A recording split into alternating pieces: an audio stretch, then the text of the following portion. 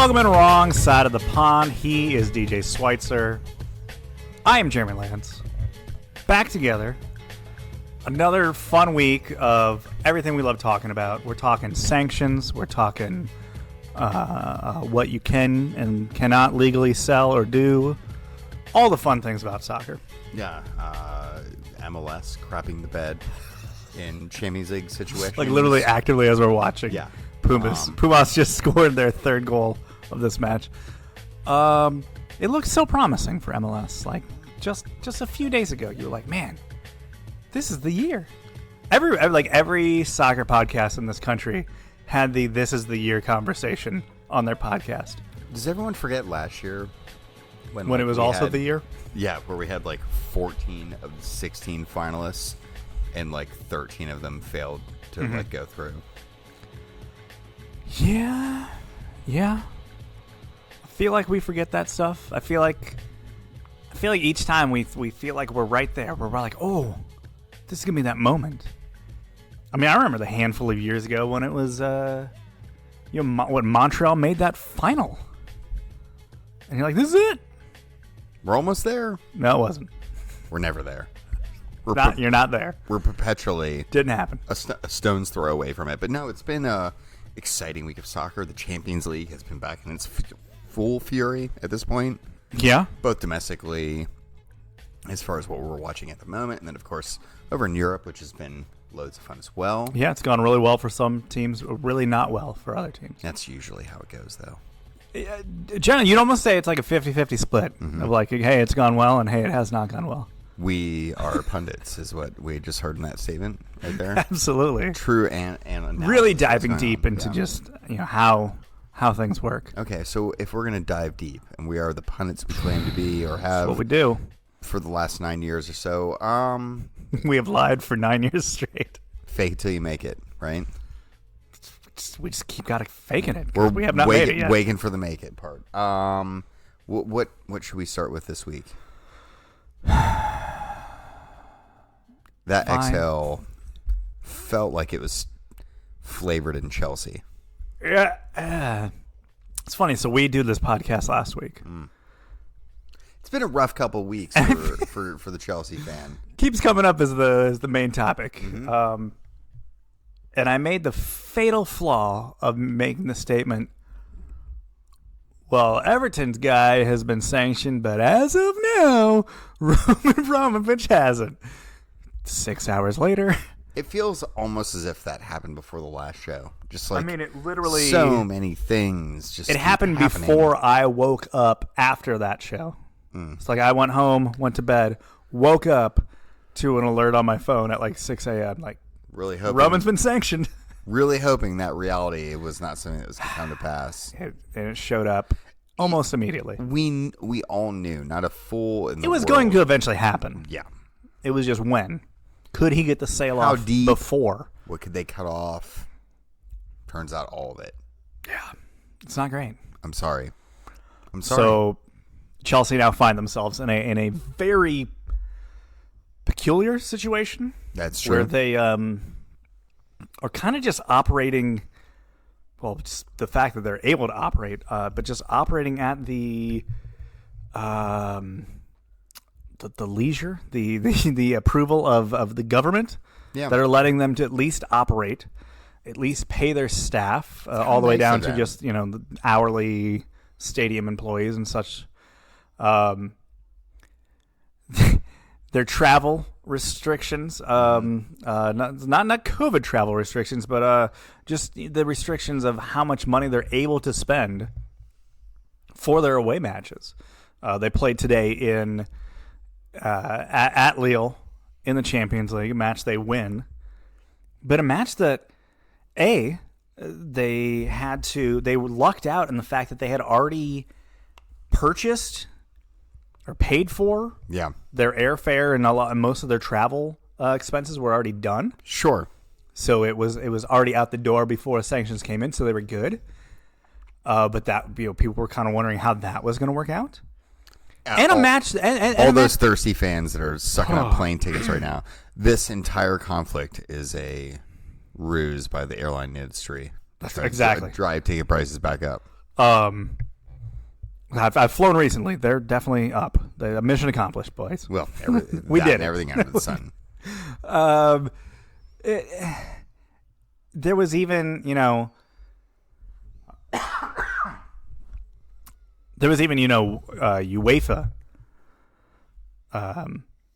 was wondering if this match could even happen because then the EU, as recently as yesterday, brought additional sanctions against Roman, to which UEFA was like, yeah, we're pretty sure we can go along with this game, but we're gonna have to double check. Yeah. And like it was all the way down to like this morning, I think, was like the final, like, oh yeah, I guess we can go ahead with this match. So that's happening to them. Sponsorships have walked away. 3 Mobile True. Said, hey, we are out as of now. We don't want to be the presenting shirt sponsor. I would say most Chelsea fans are kind of happy hearing that because it's a terrible logo to have. Yeah. Almost an actual like 3, like an actual number. Once you remove that, you can finish above that place in the table. Right. Or just, not confused that you keep thinking every player on the field has Marcus Alonso's jersey on. No. It's like, oh, they're all just wearing 3s. Yeah. But as you've noticed, if you keep watching these matches, that happened. That was one of the first things that happened. That's been on the card in the cards for a while. But Chelsea haven't removed it from their jerseys because that would literally require spending money, something they are not really allowed to do at the moment. This is so fuzzy, though. Like, where do the lines draw? Like, they're allowed to pay people their salaries, which is good. They have a kit man whose job is to take care of the kids, right? So, why? I don't know. There's just a lot of like those little angles that make. He could because as someone who had made uniforms for a summer in college, you can.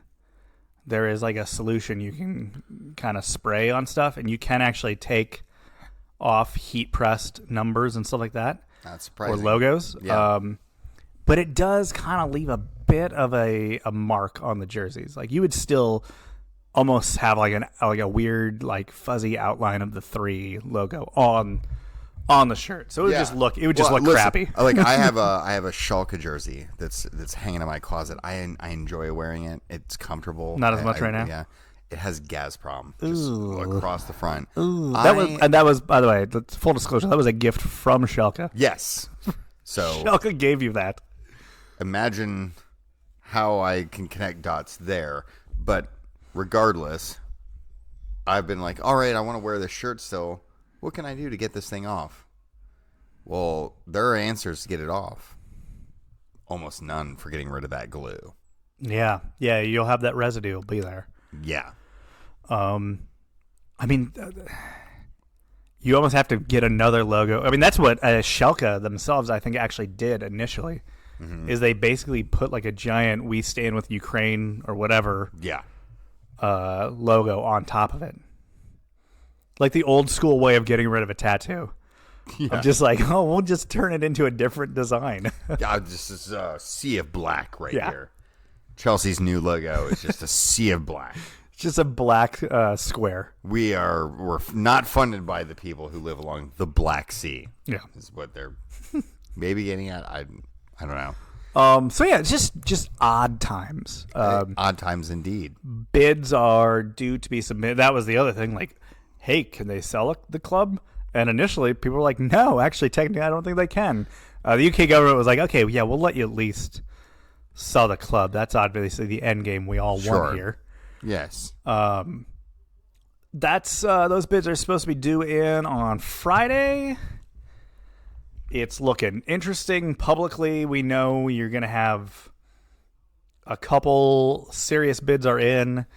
Saudi media, yay. Ooh, that's exciting. That's nothing problematic there. No. The Ricketts plus some other billionaire. Okay. All right. Let's cut through the chase here, right? We can list all these billionaires. There's like four legit bids out there that we know of. Nick Candy guy apparently effed up. He's not going to get his stuff in time. Tell me the one that you're like, I want that billionaire. He gives me, my club, everyone involved, what they need. Mr. Billionaire to be named later. No, I don't like any of these. Okay. Saudi media, problematic. In fact, there's actually like literal ties to like the actual like Newcastle ownership, which I don't even know. There's some gray area as far as the legality just within the league bylaws of how that would work. Sure. And then just, like, I don't, that the bombings in Yemen and 80 some odd people publicly executed over the weekend. Well, it's like the bottom of the barrel argument, right? Like, well, and I'm glad it's become, I don't know, we've talked the last few weeks, and I've been very vociferous online about you. Yeah, me. I'm not known for voicing my opinions, right?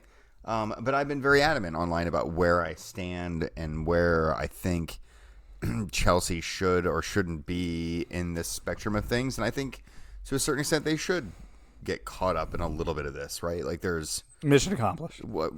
Yes, it's happened. That's happened. I do think there's a limit to some of this, and I do think some of the blame that's being hoisted onto managers and players, while effective PR, whatever, also is such like buck passing and creates so many issues. Like, you're talking about, Eddie Howe having to deny like the mass executions that happened this past week in Saudi Arabia. If you don't go through that list, if you'd like to know all the appalling things that happen in parts of the world that you can get murdered for by your state, it's annoying, and you get why people might actually protest against that kind of stuff. So it's just, it's not to say that the players and the managers and, the people who are in the very public facing aspects of these roles can't be questioned, right? But I do think like they're being forced into a position that's probably unfair for them and have an answer for a lot of this stuff. And Chelsea fans, I'm sure you're probably feeling this to an extent, are being asked to answer some of those same questions at times. Sure. Frustratingly so. Yeah. It's not great. Wait, you like people who murder journalists that are dissidents, right? It's not really my thing. It's because you're a Chelsea fan, not a City fan. That's why. Oh, that's why. That's why. You're only for oil barons who prop up, oligarchs. Yeah. I mean, at least there's some industry, stuff's getting produced. For the people. Yeah, it's job creation is what I'm hearing. Yeah, exactly. So why would I be against that?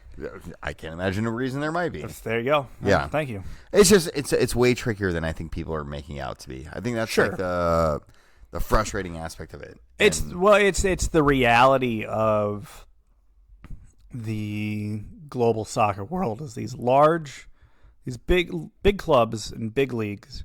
Mm-hmm. Much like a lot of other facets and industries within the world, have married themselves to a lot of questionable money. To the point where it's kind of hard for really anybody within it to point the finger at someone else. I mean, even a club that you feel like, oh, we're cool. Yeah. Well, have they ever sold a player to a Real Madrid or a PSG or a... Yes is the answer. Like, yes, of course. Mm-hmm. Where do those funds come from? Our logo? Well, you have these, these consortiums and all these things that have all these big money guys in, and they're all hedge fund people. We're, within hedge funds, within a lot of these, economic portfolios of the rich elites of the world, not always great places and not always ethical things those monies are coming from. Sure. And we don't need to go that far down. But I mean, that's the rabbit hole. Exactly. Let's start with the face level stuff. Like we talked last week, the idea that they might introduce some, morality code for anyone to be a part of the Premier League ownership. Which, when they said that, you were like, well, wait a minute. I thought you already did. Yeah. Oh, you're actually just going to, kind of actually try this time when it comes to enforcing it. Whoops. Because I was like, the fit and proper thing, that already existed. You already had that. Are you telling me you didn't use it? Yeah. Yeah, weird.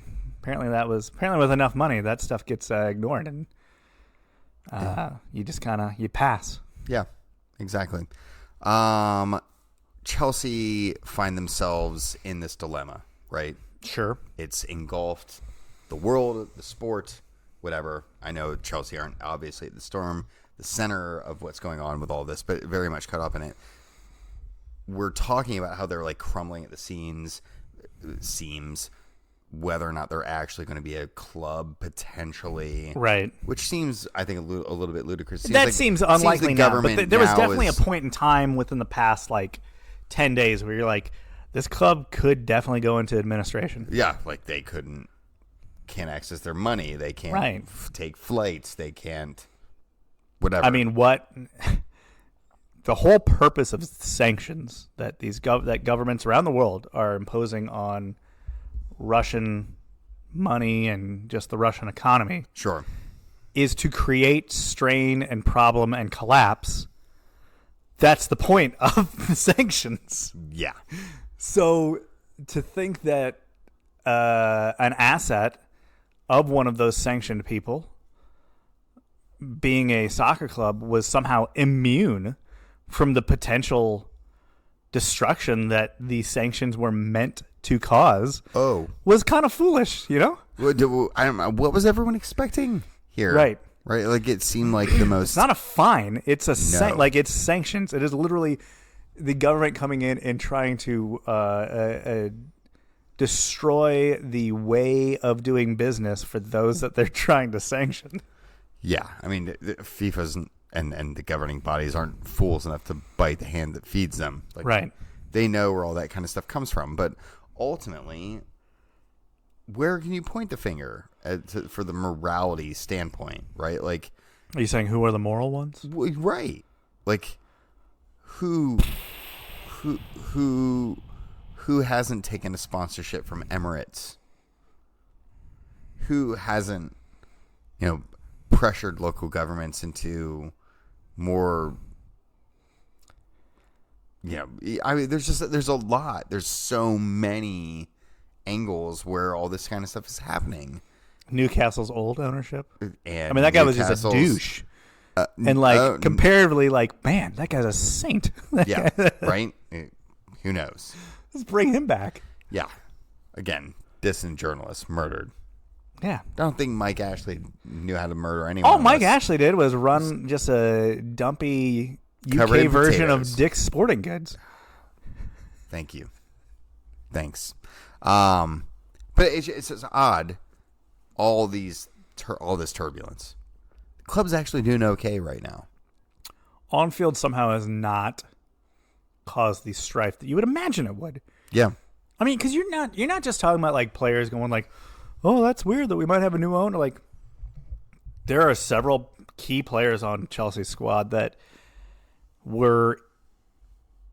have contract extensions or contract negotiations that were supposed to happen throughout this year. Mm-hmm. Those are all frozen. A guy like Rudiger or Christensen or Aspilicueta, these are guys that are sitting there going I don't know if I can. At the moment, they can't even offer me something. I mean, you don't even know where your future lies at this point. You can't sign an extension with the club. You can't. What is this new owner What does this new owner want to do?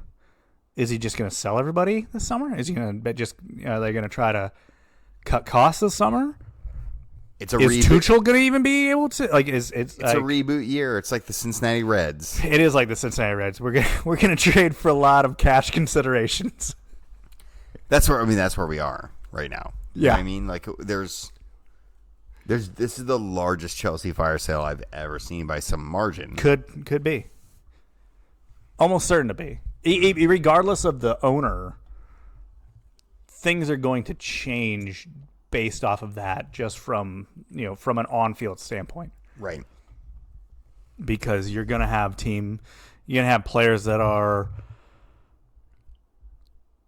thought they were in a position to demand an extension, thought they had leverage, and the club is just going to be like, yeah, we're not really in a position to do any of that, bud. So, Yeah. happy trails. Well, worse things could happen. Or it's just you're gonna be an ownership that's going to come in and be like, how much can we get for this guy? How much can we get for this guy? How much can we get for this guy? Well, we have this Connor guy that we're already paying for. We'll get him in here. That Jorginho guy, we can make a mint off of him. All right, let's go. Just be careful what you ask for, right? Like it's you're painting it all sunny and roses. When I'm everyone painting departs. it as that's just probably what it's going to be, and it's either going to work or it's not going to work. I still plan on supporting the club regardless. Yeah, I am not surprised. Even if we're going to be the up there with the Evertons of the world, Southampton. Yeah. Anything else in the As long as we can still beat Leeds. Yeah. That's all that Well, matters. I mean, Jesse Marsh is there doing stuff now. Hey, how about that? Yeah. Yeah, I was gonna say that's I think all that we really can bleed out of the Chelsea conversation. So the bids are due this coming Friday. Sure. There is thought that by middle to late next week, we could already kind of know who essentially has had the bid accepted. Sure. So it's going to be an interesting couple weeks coming up. Who are you pulling for? None of them. My options are sketchy Saudi money, which it sounds like they're the ones that are like, hey, we're going to keep the good times rolling and spend. Or American consortiums that are looking to make a profit. I know who you're looking for the most. Don't say it. Don't you Evan say it. Conor McGregor. I do want Conor McGregor to come in. Really? I don't. Yeah. Who don't you want when you're like, don't say it? I don't want You want to speak it into existence. the Don't say it Cubs 3 ownership? times? Oh yeah. I've already seen them ruin one thing I Yeah. love. I don't need to see them ruin a second thing I love. Listen, I wanted you to put that noose around your own neck. Is what it really boils down to. Why don't they but- just go buy the Green Bay Packers while they're at it and ruin them? Like, let's just ruin all of my sports teams. listen? Ricketts. Don't give them any ideas. Fake Ted Cruz and your billions of dollars. Just ruin everything that I love. Sorry, man. Yeah, it is what it is. brutal. Hey, like on-field stuff, we actually have a title race. How many weeks Well, that ago just were we happened. were like, this thing This is is sealed over. and dusted? I think even last week I was like, yeah, I mean it's close, but like, how many more losses? Yeah, how many points do you actually expect City to drop? And it's not like they've been, dropping them left and right. They dropped this weekend with the draw against Palace. Didn't really put that one on the books as happening, right? Yeah, almost seems imaginary. And then the awe-inspiring win from Spurs against this vaunted side. Excuse me, they fell there. Wasn't necessarily the other way around, but regardless, that's all they've dropped. So it's like they're not being inconsistent aside from the 5 points that they left on the table there. That is the difference more or less between them and Liverpool right now.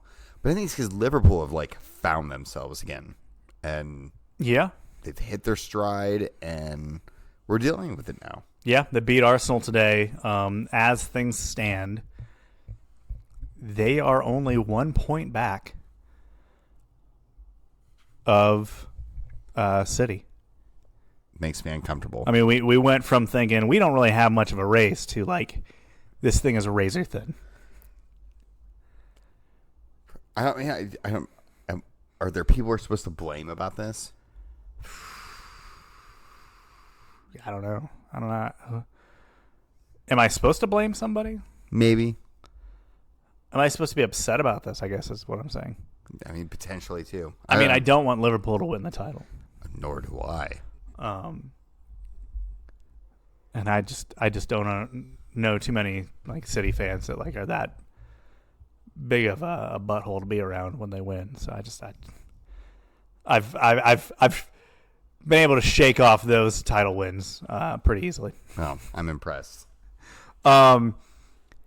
So Liverpool still have to play both City and United. City has like really no one left to play except for this April 10th match where they host Liverpool. And I mean, that in some ways could be a deciding super easy run in the season. I mean, relatively as easy it gets in this league. I mean, outside of that, it's what, West Ham? Yeah. I mean, again, they could screw it up, sure, but well, that's like the meat and potatoes of West Ham right now. Like, they could screw it up, but like that's the way they play as well. So, entertainment nonetheless. Yeah, I think you're right though. Like that, Liverpool have definitely hit their stride. And obviously they've got some decent wins recently. Obviously, they beat Arsenal today. Salah found himself again. Mane is back in his groove. Liverpool also has to still play Spurs again. Yeah. I mean that should be a tough run. If you guys plan on showing up. We don't. Okay, all right. Well, we'll just cross that up the list. Literally, the last 14 games, we've split the difference on every match. In that we've lost one, won one, lost one, won one, lost one, won one, lost one, won one, lost one, won one, lost one, won one. Sometimes there is consistency in inconsistency. I hate this inconsistency. Give me something that's more mediocre than this. I'd be plenty happy. Other things in the league. Ooh, Everton. I mean, this could be worst case scenario for Everton. They go down and Liverpool win the title. It'd be a double whammy. That's worst case scenario on a different level for them. But they currently, I believe, stand just outside of the drop on goal differential.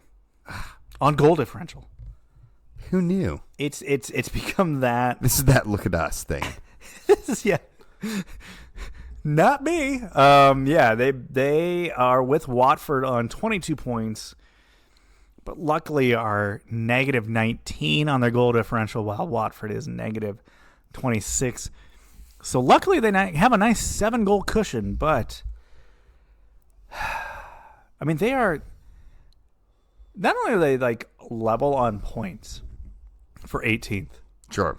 They are only 5 points off of dead last, off of Norwich. Oh, yeah. A team that has been absolutely abysmal all season long.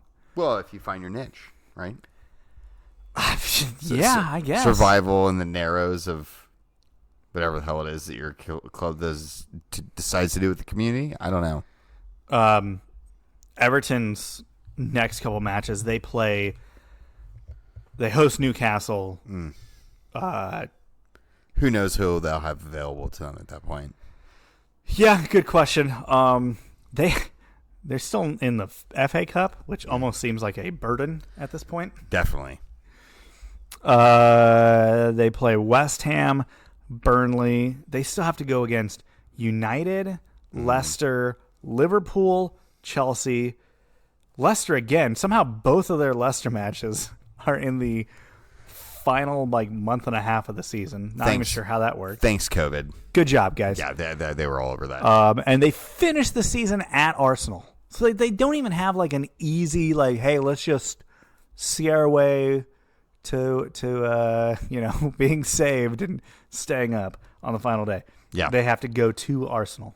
I mean, an Arsenal side who will probably still need to make some points just to secure that 4th place or even 3rd place. Who knows what they're doing at that point? Shaping up to be delicious. Have you noticed, by the way, that all the there's a bunch of Premier League fixtures that are only on Saturdays coming up, in the upcoming months, starting in April, to where the whole slate of games, plays all 10 matches. All 10 matches. I didn't, and I'm intrigued by that. Yeah. I mean, hopefully those are days I don't have stuff going on. Yeah. Good way to get sucked into a black hole. Sign me up. Yeah. Stateside, is that the point where we're at? Yeah, we do got to mention Jesse Marsh got victory numero uno. Well, that's kind of a good Leeds. transition, right? It's an American. We're halfway there, yeah. After getting his brains beat in first time through, and then second time having a good fight but not making it work. This time he got the point he deserved. Yeah, they play Norwich. They get a lead.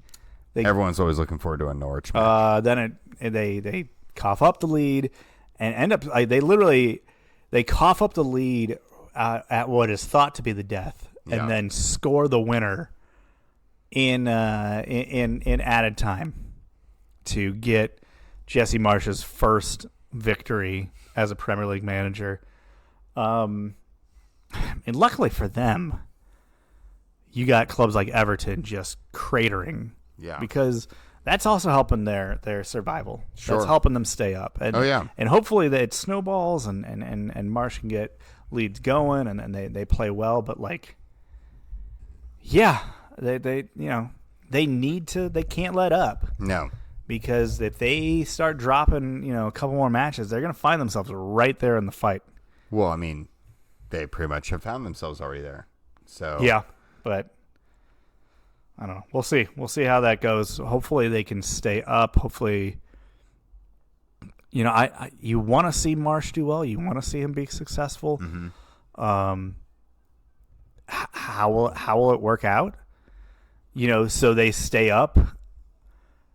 Leeds is not a team that's going to go throw a bunch of money around this offseason. No, certainly it'll be not. really interesting to see what they do to try to give him weapons. This is a club it's essentially kept very much the same core that brought them up a couple of years ago, and I don't. They haven't really veered away from that. They haven't. But I mean, what will you expect them to do in the stead? You know what I mean? Yeah, I just, I don't know. I mean, at some point, do they throw money at bringing in, some striker from somewhere? Or, at some point, do they throw money, at some of these guys that have been with them? Do they eventually go, hey, these guys have been, absolute soldiers and testaments to the club and to the community. You got guys that are literally born and raised in Leeds playing for them. But to stay up and to be consistent and to actually be relevant in the Premier League going forward, do you have to kind of move on from some of those guys? Yeah. I mean, relevant questions. Everyone's trying to pick sides right now. Yeah. That's what is the tricky part of it. And then, obviously, you go from a manager in Bielsa and the players he was looking for in the manager in Jesse Marsh and the players he's going to be looking for. Sure. So there's definitely going to be some difference as far as what either guy was wanting to have. Yeah. We'll see. It'll be interesting. I mean, obviously, hurdle number 1, stay up. So let's do that first. Way to go, Jesse. Stay up. Keep your job. People are probably hoping for him to get canned at this point so they can maybe take over the national team. Good transition point, right?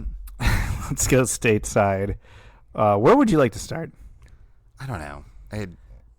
Should we just go right into our new game and whirlwind through the league that way? We can do that. Would that be the best means to do this? Certainly. Because we're so early on in the season right now that it's hard to even get a grasp on narratives. First 2 weeks of the season, everyone's like, Austin. Yeah, Austin. They're good. And then they played a team that was actually competent, and everyone knows they're no longer. They looked less good. Yeah. Okay. Let's start here. Okay. Columbus wins again. Mm-hmm. They beat Toronto. How legit are they as far as are we overreacting or underreacting as them at the moment being a title contender? Underreacting. Underreacting? You think they're legit?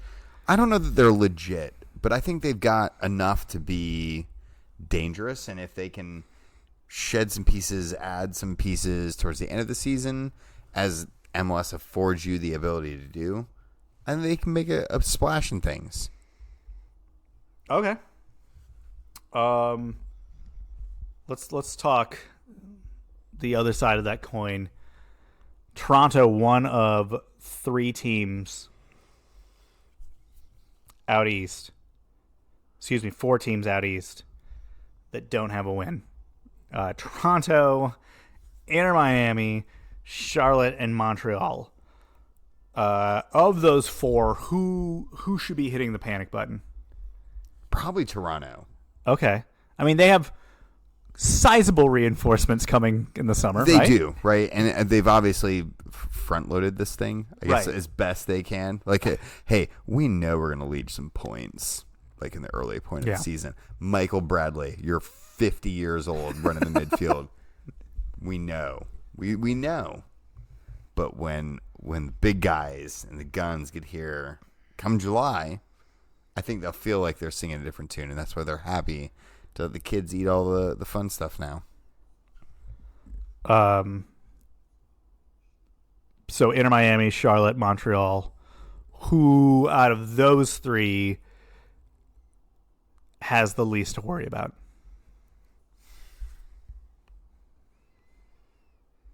Man, I don't know.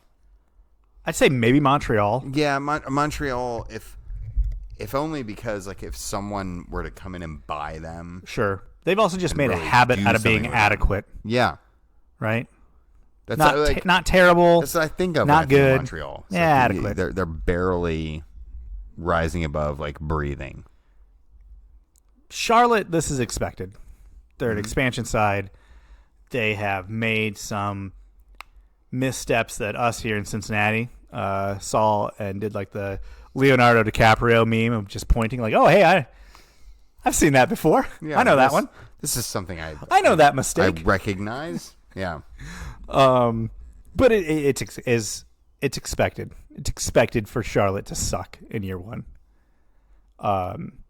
They did not go the Atlanta route. They did not go the LAFC route. They went very much the Cincinnati/Minnesota route in year 1, and they are reaping those benefits. Yeah. I think Inter Miami is an absolute disaster. Mm-hmm. Like, they've been a rolling trash fire for a couple years now. I mean, the best thing Phil Neville has going for himself is that he's friends with David Beckham, because otherwise he should have already been fired. Well, I mean, there's categorically a million steps where everyone should have been fired at that club, right? Yes. It's not just Phil Neville. It's not just David Beckham's involvement in what he's doing at this point. It's also in, like, the way the team's being structured. Who's making the buys? Who's putting the teams? They've, like, blatantly violated the roster rules. Yeah. So bad that they've, like, been smacked, and they don't even have as much money to play with as they should this season. So, but even the season that they really were, I mean, they really weren't affected too much by, they violate the rules, but it's not like they had to, like, suddenly get rid of that player or anything. Like, no, they were able to essentially operate with 4 DPs illegally, and yet still were garbage. they were like, look, you did this for LA Galaxy all the time, and they were like, listen, LA Galaxy helped us get over. They at least the won. recession. They at least won games. Yeah, when and they did they've this. proven themselves. So yeah, we're gonna cut them some Like, slack. you're doing it, and you're still garbage. Like, and you're still putting out a terrible product. Yeah, I mean, they seem like a team that is still just. It says they're operating in, like, MLS 1.0 roster structure of, like, let's just names. Let's just grab names, random European names, and we'll make it work. well, I mean, how many MLS teams just operate on that, like, assumption? And a lot of things. I think a lot of teams have gone down that road in the past. Yeah, I mean, and most teams are now smart enough to know that, like, that's really stupid. remember when Cincinnati You just spend a bunch of money, literally spent like a 3-year period being like, we're gonna be Dutch. and, like, no one's ever tried this before, and, like, there's someone in the back room going, Hey, probably a but reason why they've not. We've tried not that done before. Dutch, but we've done other things, and it's not worked.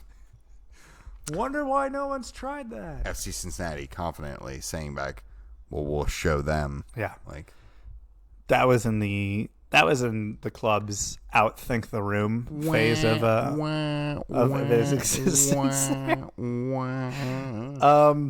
All right, moving on to other things within the league, other temp checks. Okay.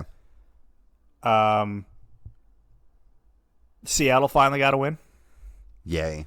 It was a good win. It was a nice, fun 3-2 match against Galaxy. I think everyone's still pretty high on Seattle. Yeah, I never got off the train, to be honest. Where do you think people land on the Galaxy? Improved, playoff bound more than likely. Respectable. Okay. Definitely more to fear than what we've seen out of them out of the last few years.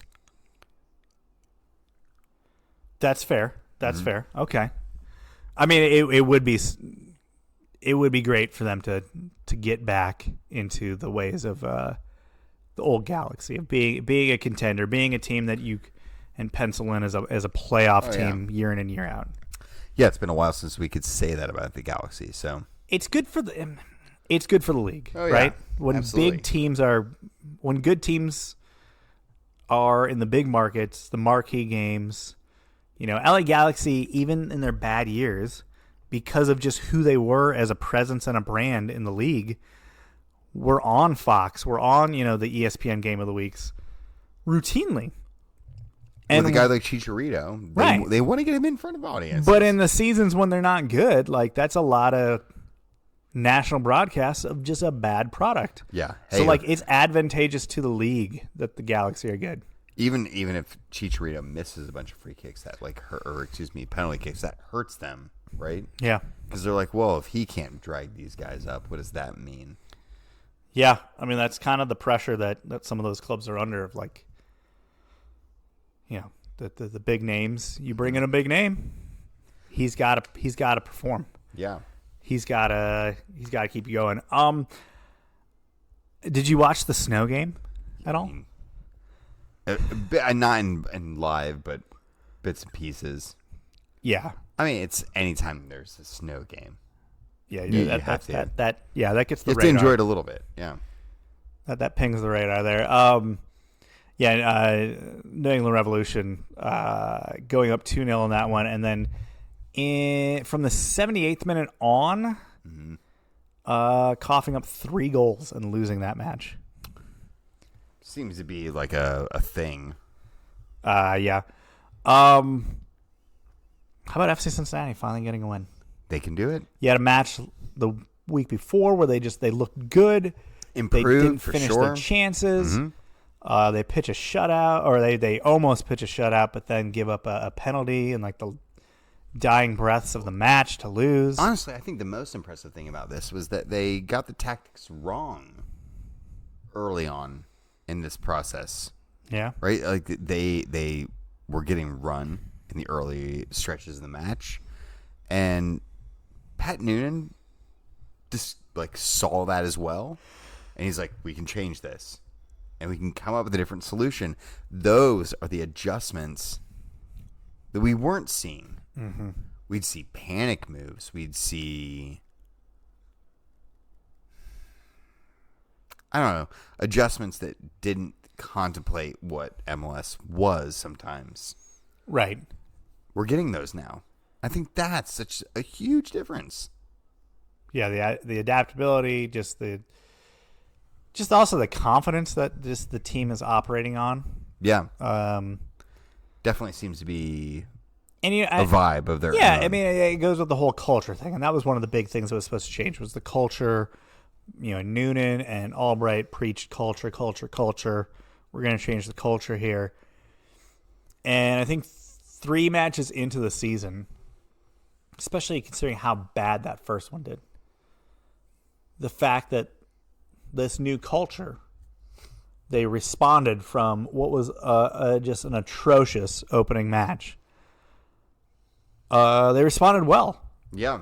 And they responded with confidence, and they responded by shoring up things and performing better. And Alec Khan looked like he was new to the position at keeper in match day 1, and has looked absolutely fantastic. Yeah. Since. Yeah, I can't help but wonder too. The main cog in the wheel that wasn't here this evening, or at least the evening of this match, was Brenner. He was out of action. Mm-hmm. He's really hard. He's hardly featured.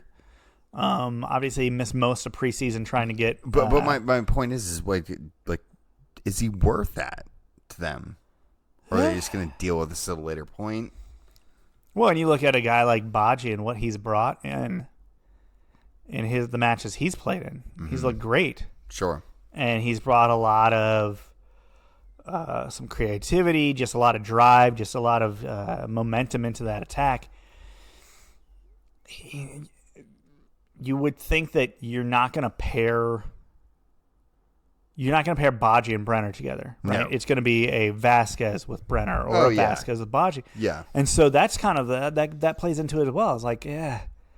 So you're putting Brenner on and not putting on a guy who has shown himself pretty well so far. Well, if nothing else, it's a silver lining that they have different ways to play offensively, right? Yeah. We know, well, one dude can't work this way and another dude can't this way. So that means you got to find somewhere in the middle to try to force those two pieces together. Yeah. I mean, I think that's going to be the story for most of the season for FC Cincinnati, is what that combination up top looks like, and what ends up being kind of the winning formula. Everyone hold your breath. Yeah, can't wait. Yeah. Anything else you want to hit on before we do the normal wrap up to the show? Well, yeah, I think by the time we hit the normal wrap up, we're going to know if New England Revolution have completely crapped the bed in this CONCACAF quarterfinal match, or it's the Champions League. It's an MLS team. I think we all know the answer to what is likely to unfurl here. Here comes doom.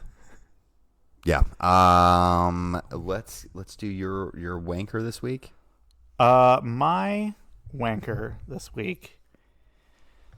That there's been a lot of dark clouds circling around Portland lately. But the release of a absolute smoking gun of evidence in the Andy Polo situation that came out last week might be the moment where you say to yourself, I don't think Merritt Paulson and company survived this one. Yeah. And that's what we had. We had audio evidence of the Timbers lawyer basically trying to coach the victim in this to essentially go, hey, yeah, but you obviously, we don't want you to be pressing charges. That'd be the best thing. Is super bad. It's so bad. MLS has done, I guess, predictably, a garbage job of addressing this in any capacity. Sure. It's like it should be the biggest freaking news in MLS. Mm-hmm. Like Timbers owners cover up assaults. Well, because you're also talking about a Timbers domestic assaults by their players. You're talking about a Timbers owner who has, this is not some just like owner that people don't really know about. This is one of the most vocal, out in front, forward-facing owners this league has ever had, and Merritt Paulson. Who would have suspected that guy in his big mouth might have, I don't know, run it a little too far on occasion? And this is on the heels, obviously, of, the whole situation with the Thorns and their front office's culpability and some of the people that have been allowed to work in women's soccer with known infractions against them. When will it end? When will it end? I mean, I saw there was a lot of people in the Timbers community on Twitter basically saying, I think I'm done. I think I'm done here. It was a insignificant number of people. Yeah, I mean, of all the fan bases, they're probably the most susceptible to vocal,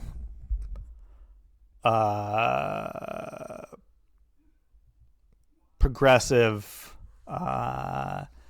activist-leaning group.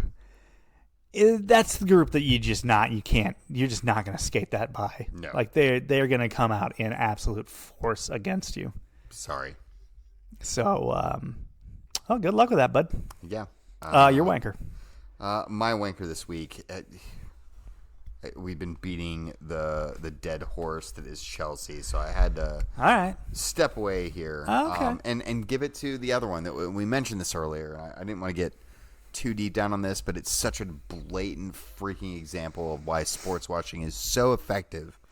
But I'm going to give it to Eddie Howe, who this week found it damn near impossible to condemn the 31 executions in Saudi Arabia this past week because sports washing is legal. That's what he said. That's legal. Yeah. Sports washing. I mean, I guess technically he's not wrong, right? Yeah. Right. I mean, crappy people owning stuff to make you think they're less crappy. Yeah. Is. Yes, technically it's not legal. illegal. Yeah, I mean he didn't actually say that it's legal, right? But I mean he's basically saying hey, I can't condemn this because it is what it is. Like, well, you didn't have to sign for that club. Which is, again, it circles back around to how much culpability do the players actually have, and who's actually responsible for these things, and blah, blah. Does Eddie Howe take more heat because he is perceived as a manager more thirsty for a gig than, let's say, they brought in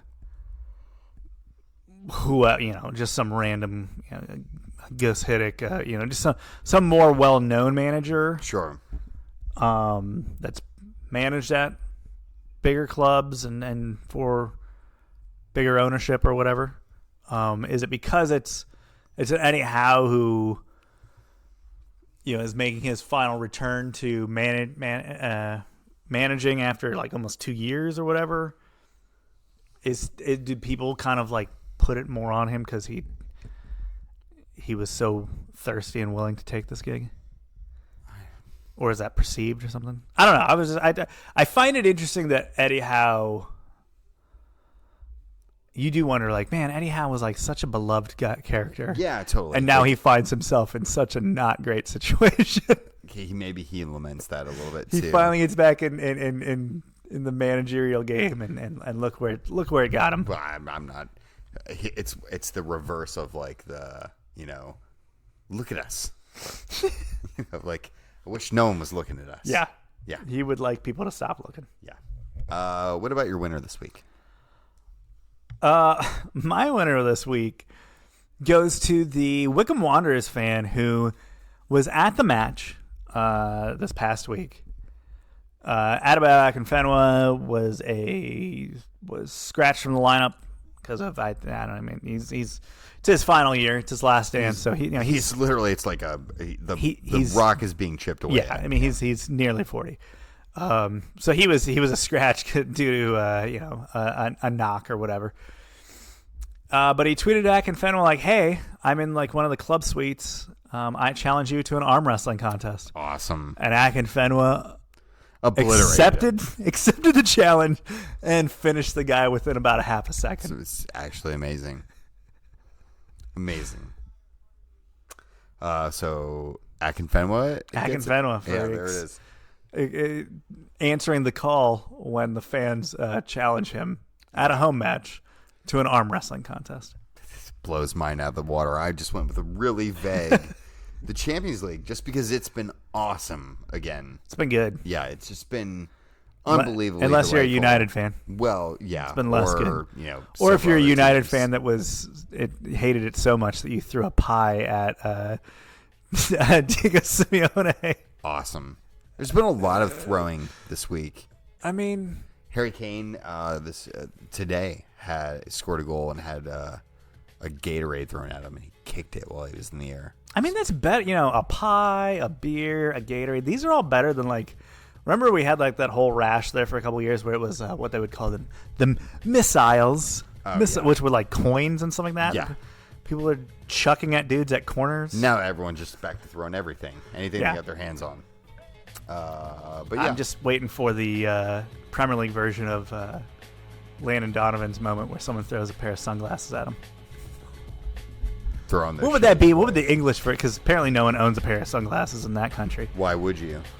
Just like a hat, Sure. like one of those like a newsy kind of hat. Yeah. You then have to wear it out. I don't know. A monocle, Okay. an ascot.